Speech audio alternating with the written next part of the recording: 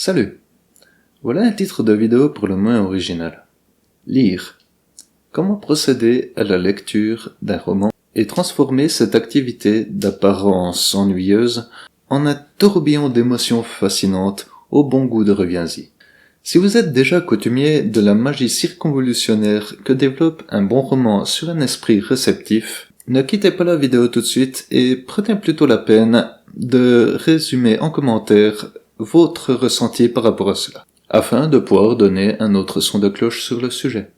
Lire. Dans notre monde moderne dominé par le multimédia, l'informatique et tant d'autres, cela paraît désuet de prime abord. Pourtant, lorsque l'on regarde les statistiques répertoriant la consommation des divertissements, les romans montrent un regain de popularité, notamment face à la télévision câblée ou aux arts manuels.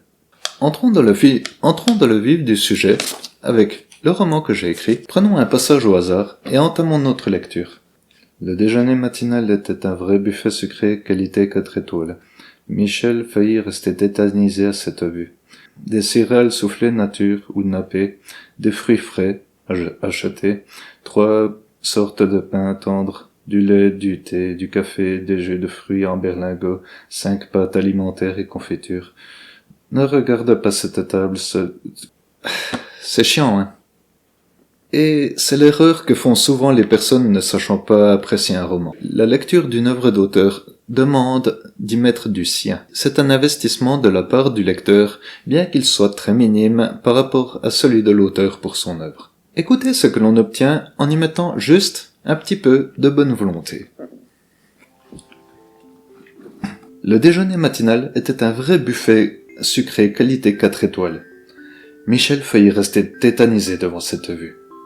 Des céréales soufflées nature ou nappées, des fruits frais achetés, 3 sortes de pain tendre, du lait, du thé, du café, des jus de fruits en berlingot, 5 pâtes alimentaires et confitures.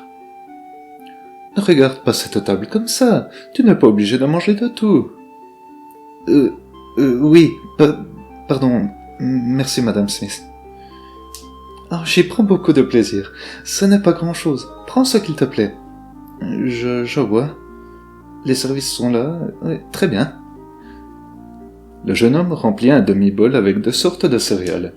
Il se fit une grande tartine beurre de cacahuètes, confiture et un jus de fruits. Après un rire et une invitation à prendre du lait avec ses céréales, son petit festin commença. Il approcha la tartine et prit une bouchée. Cette fois, il bugga vraiment. La texture fondante de l'ensemble, le goût neutre de la cacahuète avec la fraise sucrée, sa conscience et ses émotions dansaient l'affaire de l'ensemble. La grande famille mangeait, tous ensemble, comme rarement dans la semaine. Les garçons du couple étaient jumeaux, âgés de 10 ans, mais lui en avait 15. Leurs parents paraissaient entre 35 et 45 ans. Et voilà. Le texte que je viens de lire est exactement le même. Et si cette lecture, un brin passionnée et cohérente avec l'intention de base, a duré plus longtemps que la précédente, c'est parce qu'elle en devient instantanément plus agréable à écouter et à lire. Je prends mon propre roman en exemple, mais le constat est identique pour n'importe quelle œuvre d'auteur. Lire, ce n'est pas aligner les mots comme une vulgaire intelligence artificielle déshumanisée. C'est vivre émotionnellement un voyage que l'on se doit de rendre passionnant.